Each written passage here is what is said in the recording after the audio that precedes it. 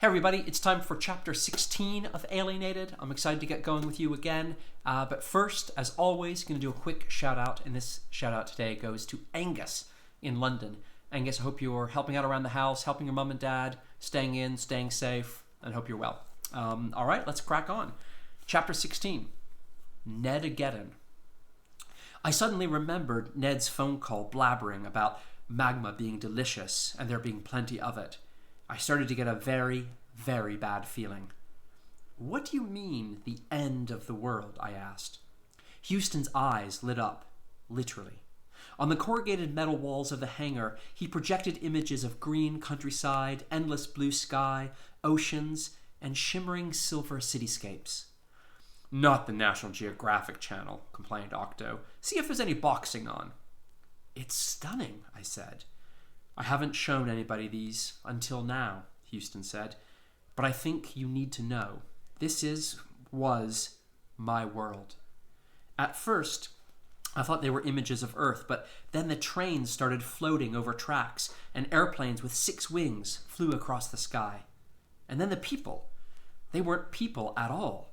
They were humanoid, 1 head, 2 arms, 2 legs, but they were stick skinny with pulsing skin and hues of rose, purple, and green. I wondered if this is what Houston looked like underneath the metal. This is the visual archive of the planet Yarian, my home. The walls flickered with thousands of more images. In silence, we watched these beings live, work, love, and play, generation after generation. It was a breathtakingly beautiful and peaceful world, full of happy creatures with families, hopes, and dreams.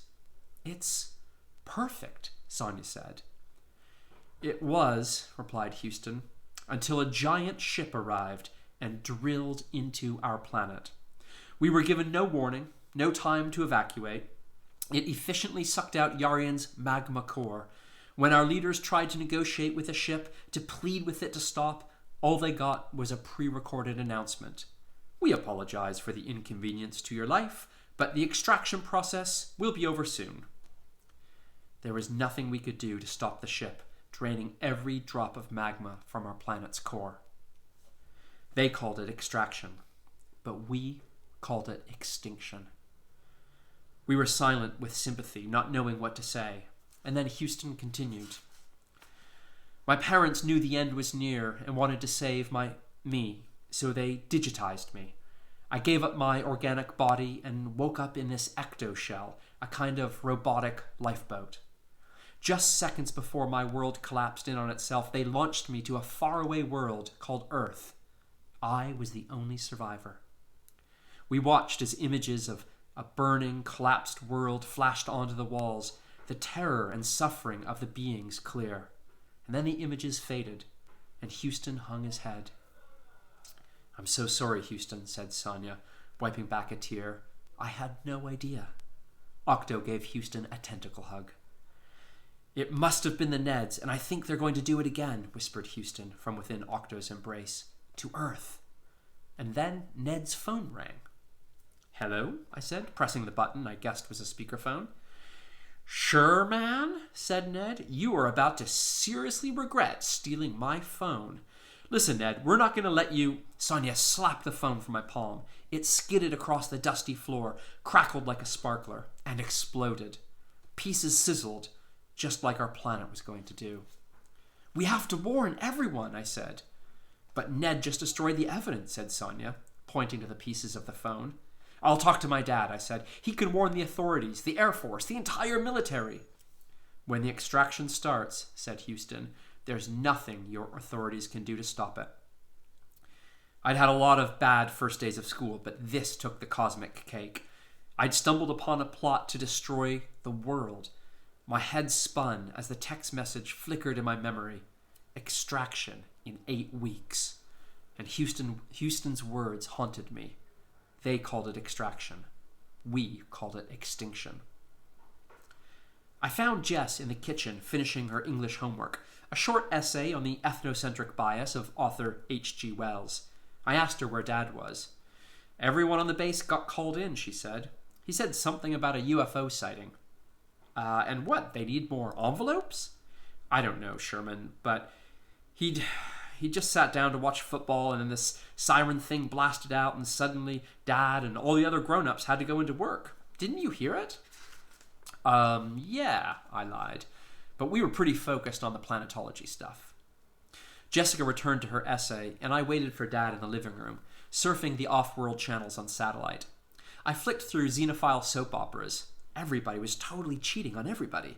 Ajabat crime capers, some pretty graphic robot dismemberment, and a Yazerbeat reality show called Eat It or Feed It, to which I must admit the safest answer is neither. I must have fallen asleep because the next thing I knew, Dad was stirring me awake on the sofa. I had a lingering sense that I may have been dreaming about doing the balcony scene with Juliet, naked. "Come on, kiddo," he said, off to bed.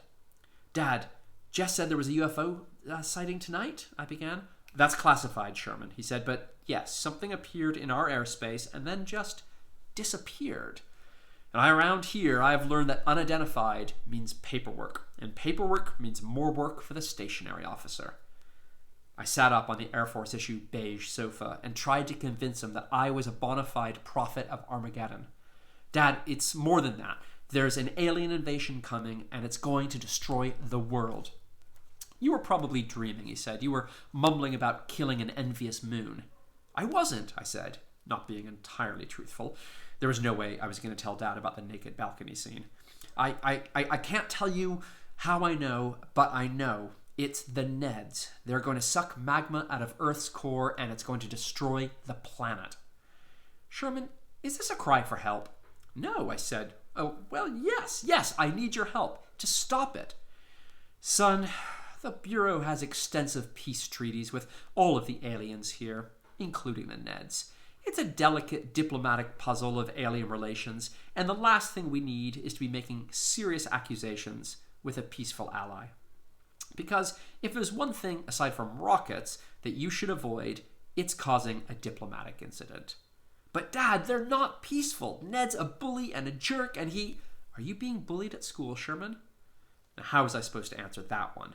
I'd been suspended over a garbage can by a teenage Yeti, and endured the scowls and slurs of plastic, low-ranking deity, but I didn't want to distract Dad from the big issue.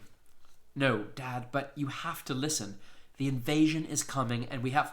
"When I was your age," he said, "my parents sent me to military school, and it was the best thing that happened to me. Taught me discipline, moral fortitude, and kept me grounded in reality." "This is real, Dad," I pleaded. "The NEDs are going to suck out Earth's core just like they did to Houston's planet. Ned tasted the volcano tonight, and he..." "Did you just say volcano?" "Maybe. Why?" I realized I'd said too much. "We had reports about the same UFO hovering over a volcano in Costa Rica. The Bureau's fending off every agency in the government tonight." He rhymed them off like a jumbled-up alphabet. INS, CDC, ATF, FBI, CIA, IRS, even the UN weapons inspectors want to look in. All because a suspicious UFO turned up in Costa Rica. Costa Rica, Sherman, as in a very long way away. As in so far away that if any students were there tonight in an unauthorized departure from this base, it would lead to more than a serious grounding. Now, you don't know anything about that, do you? No, I said. "Good answer. Now off to bed. Leave the poor moon alone and try to stay grounded in reality." Okay, that's chapter 16. Hope you guys are enjoying the story. We'll be back tomorrow for chapter 17. Stay inside, stay safe, take care of one another, and we'll see you soon.